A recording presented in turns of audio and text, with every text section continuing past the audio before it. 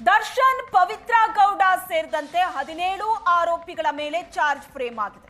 ಎಲ್ಲ ಆರೋಪಿಗಳ ವಿರುದ್ಧ ಕೋರ್ಟ್ ದೋಷಾರೋಪವನ್ನ ಫಿಕ್ಸ್ ಮಾಡಿದೆ.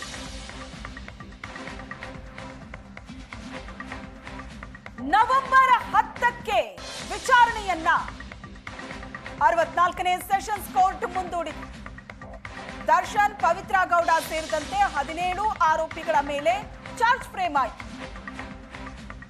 ಎಲ್ಲ ಆರೋಪಿಗಳ ಮೇಲೆ ಇರುವಂತಹ ಆರೋಪವನ್ನ ಜಡ್ಜ್ ಓದಿ ಹೇಳಿದ್ರು. ಯಾರ್ಯಾರ ಪಾತ್ರ ಏನು ಈ ಪ್ರಕರಣದಲ್ಲಿ, ಯಾರ್ಯಾರ ಇನ್ವಾಲ್ವ್ಮೆಂಟ್ ಏನು, ಅವರ ಮೇಲಿರುವಂತಹ ಆರೋಪಗಳು ಏನು ಅನ್ನೋದನ್ನ ಇವತ್ತು ನಿಗದಿ ಮಾಡಲಾಗಿದೆ. ಇದಾದ ನಂತರ ಇರೋದು ಮತ್ತೊಂದು ಚಾಲೆಂಜ್, ಈ ಆರೋಪವನ್ನ ಸಾಬೀತು ಮಾಡೋದು. ಆರೋಪಿಗಳ ಮೇಲೆ ಇರುವಂತಹ ಆರೋಪಗಳಿಗೆ ಪೂರಕವಾಗಿ ಹಲವು ಸಾಕ್ಷ್ಯಗಳು ಪೊಲೀಸರ ಕೈಯಲ್ಲಿದೆ, ಹಲವು ಟೆಕ್ನಿಕಲ್ ಎವಿಡೆನ್ಸ್ಗಳಿದೆ. ಆರೋಪಿಗಳ ಮೊಬೈಲ್ ಅನ್ನ ಸೀಸ್ ಮಾಡಿದ್ರು, ಅದರಲ್ಲಿ ಡಿಲೀಟ್ ಆದಂತಹ ವಿಡಿಯೋ, ಫೋಟೋಸ್, ಚಾಟ್ ಹಿಸ್ಟ್ರಿ ಇವೆಲ್ಲವನ್ನ ಪೊಲೀಸರು ತೆಗೆದಿದ್ದಾರೆ.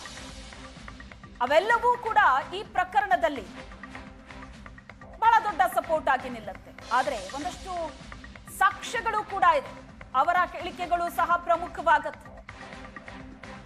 ಈಗ ಪೊಲೀಸರ ಮುಂದೆ ಕೊಟ್ಟಂತಹ ಹೇಳಿಕೆಯನ್ನ ನಾಳೆ ಕಟ್ಕಟೆಯಲ್ಲಿ ಕೊಡ್ತಾರಾ ಸಾಕ್ಷಿಗಳು? ಅದು ಕೂಡ ಬಹಳ ದೊಡ್ಡ ಚಾಲೆಂಜ್ ತನಿಖಾಧಿಕಾರಿಗೆ, ಬಹಳ ದೊಡ್ಡ ಜವಾಬ್ದಾರಿ. ಎಲ್ಲ ಆರೋಪಿಗಳ ವಿರುದ್ಧ ದೋಷಾರೋಪವನ್ನ ಕೋರ್ಟ್ ಫಿಕ್ಸ್ ಮಾಡಿದೆ. ನವೆಂಬರ್ 10ಕ್ಕೆ ವಿಚಾರಣೆಯನ್ನ ಕೋರ್ಟ್ ಮುಂದೂಡಿದೆ. ನವೆಂಬರ್ 10ರಿಂದ ಪ್ರಕರಣದ ಟ್ರಯಲ್ ಆರಂಭ ಆಗುತ್ತೆ. ತ್ವರಿತಗತಿಯಲ್ಲಿ ಈ ಕೇಸಿನ ಟ್ರಯಲ್ ಅನ್ನ ಮುಗಿಸುವಂತಹ ಸಾಧ್ಯತೆ ಇದೆ. 1 ವರ್ಷದಲ್ಲಿ ಕೇಸಿನ ಟ್ರಯಲ್ ಮುಗಿದು ಶಿಕ್ಷೆ ಕೂಡ ಪ್ರಕಟ ಆಗೋ ಸಾಧ್ಯತೆ ಇದೆ. ಪ್ರಕರಣದ 1ನೇ ಆರೋಪಿ ಪವಿತ್ರ, 2ನೇ ಆರೋಪಿ ದರ್ಶನ್ ನಿಂದ ಹಿಡಿದು 17 ಆರೋಪಿಗಳ ಮೇಲೆ ಚಾರ್ಜ್ ಫ್ರೇಮ್ ಆಗಿದೆ. ಈ ಬಗ್ಗೆ ಹೆಚ್ಚಿನ ಡೀಟೇಲ್ಸ್ ಅನ್ನ ಕೊಡ್ತಾರೆ Bengaluru bureau head Ramesh. News desk ಇಂದ ನೇರ ಸಂಪರ್ಕದಲ್ಲಿ ಜಾಯ್ನ್ ಆಗಿದ್ದಾರೆ. ರಮೇಶ್, ಈ ಪ್ರಕರಣದಲ್ಲಿ ಇವತ್ತು ಚಾರ್ಜ್ ಫ್ರೇಮ್ ಆಗಿದೆ 17 ಆರೋಪಿಗಳ ಮೇಲೆ. ಈ 17 ಆರೋಪಿಗಳು ತಮ್ಮ ಮೇಲೆ ಬಂದಂತ ಆರೋಪವನ್ನ ಅಲ್ಲಗಳೆದಿದ್ದಾರೆ, ಒಪ್ಕೊಂಡಿಲ್ಲ. ಅಲ್ಲಿಗೆ ಕೇಸಿನ ಟ್ರಯಲ್ ಆರಂಭ ಆಗುತ್ತೆ. ಸೊ ಮುಂದೆ ಇರೋದು ತನಿಖಾಧಿಕಾರಿಯ ಮೇಲೆ ಬಹಳ ದೊಡ್ಡ ಜವಾಬ್ದಾರಿ. ಅಂತ ಅಂದ್ರೆ ಈಗೇನ್ ಆರೋಪ ಮಾಡಲಾಗಿದೆ ಅದನ್ನ ಸಾಬೀತು ಮಾಡೋದು ಬಹಳ ದೊಡ್ಡ ಜವಾಬ್ದಾರಿ ಆಗುತ್ತೆ. ಖಂಡಿತ ಶ್ವೇತಾ, ಅಂದರೆ ಯಾವುದೇ ಒಂದು ಕ್ರಿಮಿನಲ್ ಕೇಸಲ್ಲಿ ಪೊಲೀಸರು ಇನ್ವೆಸ್ಟಿಗೇಷನ್ ಮಾಡುವಂಥ ಸಂದರ್ಭದಲ್ಲಿ ಆರೋಪಿಗಳನ್ನು ಅರೆಸ್ಟ್ ಮಾಡ್ತಾರೆ. ಅರೆಸ್ಟ್ ಮಾಡಿ ಯಾವ ಕಾರಣಕ್ಕೆ ಅರೆಸ್ಟ್ ಮಾಡಿದ್ದೇವೆ, ಅವರ ಏನು ತಪ್ಪು ಮಾಡಿದ್ದಾರೆ, ಇನ್ವಾಲ್ವ್ಮೆಂಟ್ ಏನು, ಅದೆಲ್ಲವನ್ನೂ ಕೂಡ ಚಾರ್ಜ್ ಶೀಟ್ನಲ್ಲಿ ಉಲ್ಲೇಖವನ್ನು ಮಾಡ್ತಾರೆ. ಅದೇ ರೀತಿ ಈ ರೇಣುಕಾಸ್ವಾಮಿ ಕೊಲೆ ಪ್ರಕರಣದಲ್ಲಿಯೂ ಕೂಡ 3 ಹಂತದಲ್ಲಿ ಸುಮಾರು 5,000 ಪುಟಗಳ ಚಾರ್ಜ್ ಶೀಟನ್ನು ಈಗಾಗಲೇ ಕಾಮಾಕ್ಷಿಪಾಳ್ಯ ಪೊಲೀಸರು, ಅದರ ACP ಚಂದನ್ ಅವರ ನೇತೃತ್ವದಲ್ಲಿ ನಡೆದಂಥ ತನಿಖೆಯಲ್ಲಿ ಈಗ ಚಾರ್ಜ್ ಶೀಟನ್ನು ಸಲ್ಲಿಕೆ ಮಾಡಿರುವಂತಹದ್ದು. ಸೊ ಈ ಹಂತದಲ್ಲಿ ಈ ಏನು ಜಾಮೀನನ್ನು ರದ್ದು ಮಾಡಿ ಅಂದರೆ ಹೈಕೋರ್ಟ್ ಕೊಟ್ಟಂಥ ಜಾಮೀನನ್ನು ರದ್ದು ಮಾಡಿ ಅಂತ ಸುಪ್ರೀಂ ಕೋರ್ಟ್ಗೆ ಹೋದಂಥ ಸಂದರ್ಭದಲ್ಲಿ ಸುಪ್ರೀಂ ಕೋರ್ಟ್ ಕೂಡ ಒಂದು ಡೈರೆಕ್ಷನ್ ಅನ್ನು ಕೂಡ ಕೊಟ್ಟಿರುವಂತಹದ್ದು. ಅಂದರೆ ಆರೋಪಿಗಳು ಜೈಲಿನಲ್ಲಿಟ್ಟು ಟ್ರಯಲ್ ಮಾಡುವಂಥ ಸಂದರ್ಭದಲ್ಲಿ ನಿಧಾನ ಮಾಡಬಾರ್ದು, ಸಮಯ ವ್ಯರ್ಥ ಮಾಡಬಾರ್ದು. ಹಾಗಾಗಿ ವೇಗವಾಗಿ ತ್ವರಿತಗತಿಯಲ್ಲಿ ಅಂದರೆ ಈ ಒಂದು ಟ್ರಯಲ್ ಅನ್ನು ಮಾಡಬೇಕು ಅಂತೇಳಿ ಡೈರೆಕ್ಷನ್ ಏನು ಕೊಟ್ಟಿತ್ತು, ಆ ಡೈರೆಕ್ಷನ್ಗೆ ಅನುಗುಣವಾಗಿ ಸೆಷನ್ಸ್ ಕೋರ್ಟ್ ಆದಷ್ಟು ಬೇಗ ಇದು ಟ್ರಯಲ್ ಅನ್ನು ಮಾಡಬೇಕು ಅನ್ನೋ ನಿಟ್ಟಿನಲ್ಲಿ ಹೆಚ್ಚು ದಿನಾಂಕವನ್ನು ನೀಡದೆ ಅಥವಾ ಹೆಚ್ಚು ಸಮಯವನ್ನು ಮುಂದೂಡಿಕೆ ಮಾಡದೆ 1-2 ದಿನದಲ್ಲೇ ಮುಂದೂಡಿಕೆ ಮಾಡ್ತಾ ಎಲ್ಲ ಡಿಸ್ಚಾರ್ಜ್ ಅಪ್ಲಿಕೇಶನ್ ಅನ್ನು ವಜಾಗೊಳಿಸಿ ಅಥವಾ ಅದನ್ನು ಡಿಸ್ಪೋಸ್ ಮಾಡಿದ ನಂತರ ಇವತ್ತು ಚಾರ್ಜ್ ಫ್ರೇಮ್ಗೆ ನಿಗದಿ ಮಾಡಲಾಗಿತ್ತು. 17 ಜನ ಆರೋಪಿಗಳು ಯಾವುದೇ ಕಾರಣ ಹೇಳದೆ ಎಲ್ಲರೂ ಹಾಜರಾಗಬೇಕು ಅಂತೇಳಿ ಜೈಲಿನಲ್ಲಿದ್ದಂಥ 7 ಜನ ಆರೋಪಿಗಳು ಸೇರಿದಂತೆ ಹೊರಗಡೆ ಇದ್ದಂಥ 10 ಜನ, ಒಟ್ಟು 17 ಜನರು ಕೂಡ ನ್ಯಾಯಾಲಯದ ಮುಂದೆ ಬರ್ತಾರೆ. ಬಂದಂಥ ಸಂದರ್ಭದಲ್ಲಿ ನ್ಯಾಯಾಧೀಶರು IP ನಾಯ್ಕ ಏನಿದ್ದಾರೆ ಅವರು ಒಟ್ಟು ಒಂದು 4-5 ಪುಟಗಳ ಈ ಕೇಸಿನ ಇಡೀ ಸಾರಾಂಶವನ್ನು ಓದಿ ಹೇಳ್ತಾರೆ. ಅಂದರೆ ಆರೋಪಿಗಳ ಇನ್ವಾಲ್ವ್ಮೆಂಟ್ ಏನಿದೆ, ಯಾರ್ಯಾರು ಏನೇನು ತಪ್ಪು ಮಾಡಿದ್ದಾರೆ ಅಂತೇಳಿ ಚಾರ್ಜ್ ಶೀಟ್ನಲ್ಲಿ ಪೊಲೀಸರು ಏನು ಉಲ್ಲೇಖವನ್ನು ಮಾಡಿದ್ದಾರೆ ಆ ಸಾರಾಂಶವನ್ನು ಓದಿ ಹೇಳ್ತಾರೆ.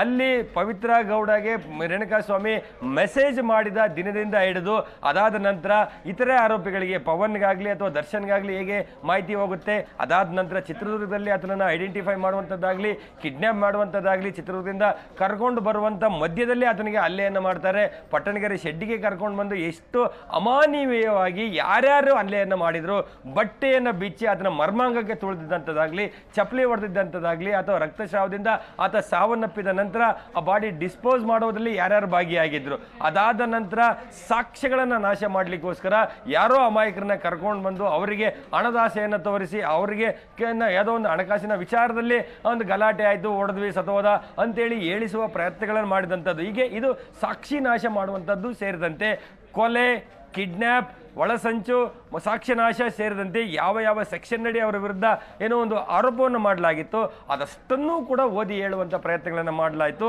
ಆ ಸಂದರ್ಭದಲ್ಲಿ 17 ಜನ ಆರೋಪಿಗಳು ಒಕ್ಕೊರಲಿನಿಂದ ಇಲ್ಲ ಇದೆಲ್ಲವೂ ಸುಳ್ಳು ಅನ್ನುವಂಥದ್ದನ್ನ ನಿರಾಕರಣೆಯನ್ನು ಮಾಡ್ತಾರೆ. ಅದು ಒಂದು ಪ್ರೊಸೀಜರ್. ಚಾರ್ಜ್ ಅನ್ನ ಫ್ರೇಮ್ ಅಂದರೆ ನಿಮ್ಮ ಮೇಲೆ ಈ ರೀತಿಯಾದಂಥ ಆರೋಪಗಳು, ಚಾರ್ಜಸ್ಗಳಿದೆ ಅನ್ನುವಂಥದ್ದನ್ನ ಹೇಳಿದ್ರು. ಅವ್ರು ನಿರಾಕರಣೆ ಮಾಡಿರೋದ್ರಿಂದ ಅಂದರೆ ಸಾಮಾನ್ಯವಾಗಿ ಈಗ ಟ್ರಯಲ್ ಶುರುವಾಗುತ್ತೆ. ಟ್ರಯಲ್ ಹಂತದಲ್ಲಿ ನೀವು ಹೇಳಿದ ರೀತಿ ಈಗ ಇರುವಂಥದ್ದು ಪ್ರಾಸಿಕ್ಯೂಷನ್ಗೆ ಅಂದರೆ ಪೊಲೀಸರು ಮತ್ತು SPPಗಳೇನಿದ್ದಾರೆ ಅವರ ಮೇಲಿನ ಜವಾಬ್ದಾರಿ ಜಾಸ್ತಿ ಆಗುತ್ತೆ.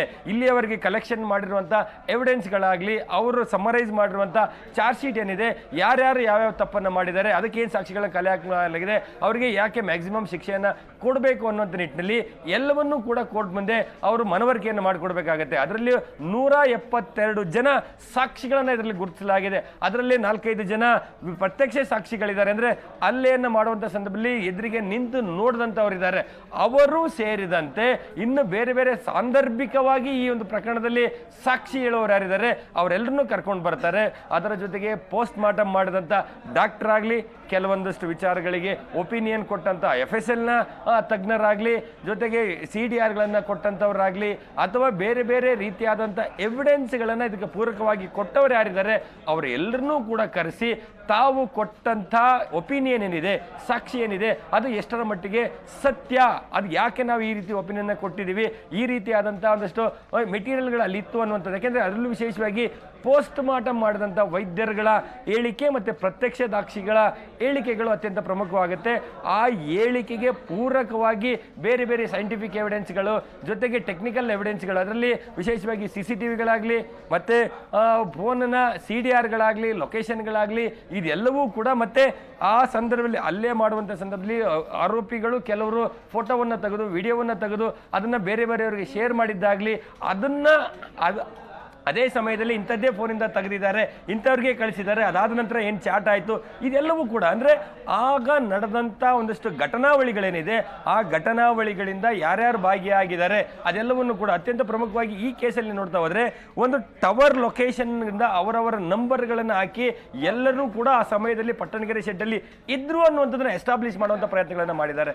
ಅಂತಹ ಸಾಕ್ಷಿಗಳನ್ನೆಲ್ಲವನ್ನು ಕೂಡ ಕ್ರೋಢೀಕರಣ ಮಾಡಿ ಎಲ್ಲರನ್ನೂ ಕರೀತಾರೆ. ಅವ್ರನ್ನ ಚೀಫ್ ಸ್ಟೇಟ್ಮೆಂಟ್ ಅನ್ನು ತೆಗೆದುಕೊಳ್ಳುವಂಥದ್ದು, ಕ್ರಾಸ್ ಎಕ್ಸಾಮಿನೇಷನ್ ಮಾಡ್ಕೊಳ್ಳುವಂಥದ್ದು, ಅದಾದ ನಂತರ ಎಲ್ಲ ಆರೋಪಿಗಳನ್ನು ಕೂಡ ಪ್ರಾಸಿಕ್ಯೂಷನ್ ಮತ್ತೆ ಅವ್ರನ್ನ ಕ್ರಾಸ್ ಮಾಡಿ ಈ ಕೇಸಲ್ಲಿ ಆರೋಪಿಗಳು ತಪ್ಪು ಮಾಡಿದ್ದಾರೆ ಅನ್ನುವಂಥದ್ದನ್ನ ಸಾಬೀತು ಮಾಡುವಂಥ ಪ್ರಯತ್ನವನ್ನು ಮಾಡುತ್ತೆ. ಅದಕ್ಕೆ ಸಾಮಾನ್ಯವಾಗಿ ಆರೋಪಿಗಳ ಪರ ವಕೀಲರು ಇಲ್ಲ ಪ್ರಾಸಿಕ್ಯೂಷನ್ ಹೇಳ್ತಾ ಇರುವಂಥದ್ದು ಸುಳ್ಳು, ಎಲ್ಲವೂ ತಪ್ಪು ಅನ್ನುವಂಥದ್ದನ್ನ ಅವರು ಪ್ರಯತ್ನವನ್ನು ಮಾಡ್ತಾರೆ.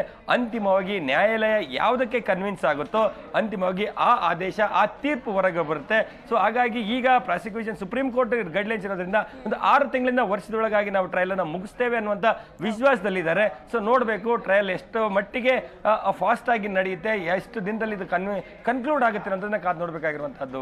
ರಮೇಶ್, ಈ ಆರೋಪಿಗಳು ತಪ್ಪು ಮಾಡಿದ್ದಾರೆ ಅಂತ ಸಾಬೀತುಪಡಿಸೋದಕ್ಕೆ ಈ ಕಡೆ ಪ್ರಯತ್ನ ನಡೀತಾ ಇದ್ರೆ, ಮತ್ತೊಂದು ಕಡೆ ಇಲ್ಲ ತಪ್ಪು ಮಾಡಿಲ್ಲ ಅಂತ ಸಾಬೀತು ಮಾಡೋದಕ್ಕೆ ಆರೋಪಿಗಳ ಪರ ವಕೀಲರು ಕೂಡ ಸಾಕಷ್ಟು ಪ್ರಯತ್ನ ಪಡ್ತಾ ಇದ್ದಾರೆ. ಆದ್ರೆ ಆರಂಭದಿಂದಲೂ ಕೂಡ ಈ ಪ್ರಕರಣದಲ್ಲಿ ಆರೋಪಿಗಳಿಗೆ ಹಿನ್ನಡೆನೇ ಆಗಿರೋದು. ಜೈಲಿಗೆ ಹೋಗೋದು ವಿಚಾರದಲ್ಲಿ ಆಗಿರ್ಬೋದು, ಹಂಗೂ ಒಂದ್ ಸ್ವಲ್ಪ ರಿಲ್ಯಾಕ್ಸ್ ಅಂತ ಅಂದಿದ್ದು ಅದು ದರ್ಶನ್ ಆರೋಗ್ಯದ ನೆಪವನ್ನ ಕೊಟ್ಟು ಮಧ್ಯಂತರ ಜಾಮೀನನ್ನ ಪಡ್ಕೊಂಡಿದ್ದು ಬಿಟ್ರೆ ಹಾಸಿಗೆ, ದಿಂಬು, ಕನಿಷ್ಠ ಸೌಲಭ್ಯ ಅಂತ ಫೈಟ್ ಮಾಡಿದ್ದೇ ಜಾಸ್ತಿ. ಯಾವ ವಿಷಯದಲ್ಲೂ ಕೂಡ ಆರೋಪಿಗಳಿಗೆ ಈ ಪ್ರಕರಣದಲ್ಲಿ ಲೀನಿಯನ್ಸ್ ಸಿಕ್ಕೇ ಇಲ್ಲ.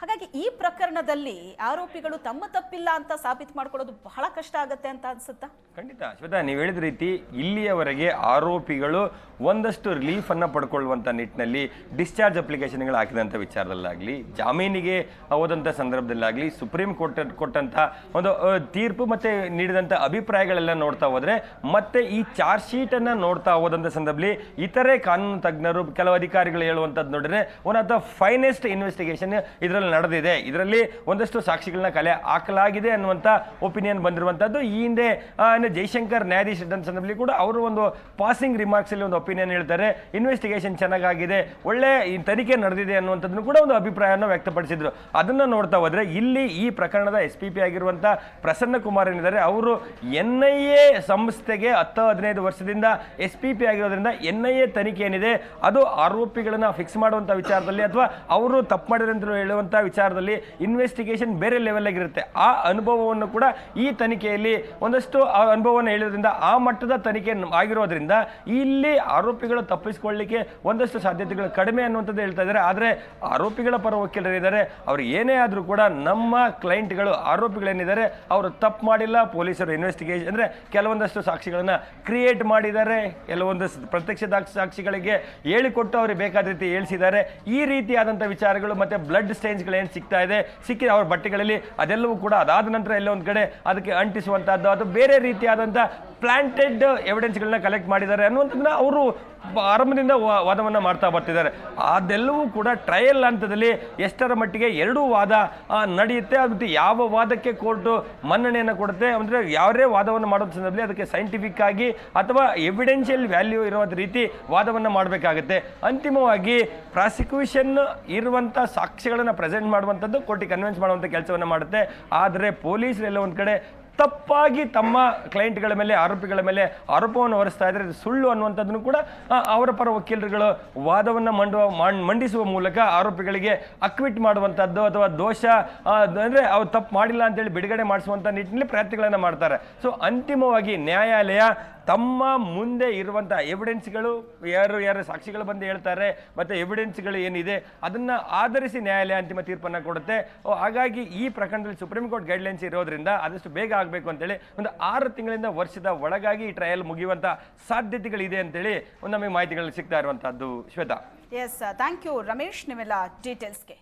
ಒಟ್ಟಿನಲ್ಲಿ ಇವತ್ತು ಪ್ರಕರಣದ 17 ಆರೋಪಿಗಳ ಮೇಲೆ ಚಾರ್ಜ್ ಫ್ರೇಮ್ ಆಗಿದೆ. ನವೆಂಬರ್ 10ಕ್ಕೆ ಕೋರ್ಟು ವಿಚಾರಣೆಯನ್ನ ಮುಂದೂಡಿರೋದು. ನವೆಂಬರ್ 10ರಿಂದ ಕೇಸಿನ ಟ್ರಯಲ್ ಆರಂಭ ಆಗುತ್ತೆ. ಆದಷ್ಟು ಬೇಗ ಈ ಪ್ರಕರಣದ ವಿಚಾರಣೆಯನ್ನ ಮುಗಿಸೋ ಪ್ರಯತ್ನ ನಡೀತಾ ಇದೆ. ಆದರೆ ಒಂದು ಸಲ ಈ ಪ್ರಕರಣದ ವಿಚಾರಣೆ ಆರಂಭ ಆದ ನಂತರ ಗೊತ್ತಾಗುತ್ತೆ. ಯಾಕಂದ್ರೆ ಪ್ರತಿಯೊಬ್ಬರು ಕೂಡ ಹೇಳ್ತಾ ಇರೋದು, ಅನೇಕ ಅಧಿಕಾರಿಗಳು ಕೂಡ ಮಾತಾಡ್ತಾ ಇದ್ರು, ನಿವೃತ್ತ ಪೊಲೀಸ್ ಅಧಿಕಾರಿ, ಪ್ರಕರಣದಲ್ಲಿ ವಿಚಾರಣೆ ಹೇಗೆ ನಡೆಯುತ್ತೆ, ಟ್ರಯಲ್ ಹೇಗೆ ನಡೆಯುತ್ತೆ, ಅದೇ ಬಹಳ ದೊಡ್ಡ ಕುತೂಹಲ. ಯಾಕಂದ್ರೆ ಕರ್ನಾಟಕದ ಇತಿಹಾಸದಲ್ಲಿ ಈ ತರದ ಒಂದು ಕೊಲೆ ಪ್ರಕರಣದಲ್ಲಿ ಒಬ್ಬ ಸ್ಟಾರ್ ನಟ, ಅದು ಕೂಡ ಇಷ್ಟು ದೊಡ್ಡ ಫ್ಯಾನ್ ಬೇಸ್ ಅನ್ನ ಹೊಂದಿರುವಂತಹ ಒಬ್ಬ ಸ್ಟಾರ್ ನಟ ಸಿಕ್ಕಾಕೊಂಡಿರೋದು, ಅದರ ಜೊತೆಗೆ ಈ ಪ್ರಕರಣ ಇಷ್ಟು ಹೈಪ್ ಅನ್ನ ಪಡ್ಕೊಂಡಿರೋದು, ರಾಜ್ಯ ಮಾತ್ರ ಅಲ್ಲ ದೇಶದಲ್ಲೂ ಕೂಡ ಸುದ್ದಿ ಮಾಡಿದಂತಹ ಪ್ರಕರಣ ಇದು. ಈ ಪ್ರಕರಣದಲ್ಲಿ ಏನಾಗತ್ತೆ ಅಂತ ನೋಡೋ ಕುತೂಹಲ ನಮಗೂ ಇದೆ ಅಂತ ಹೇಳ್ತಾ ಇದ್ರು.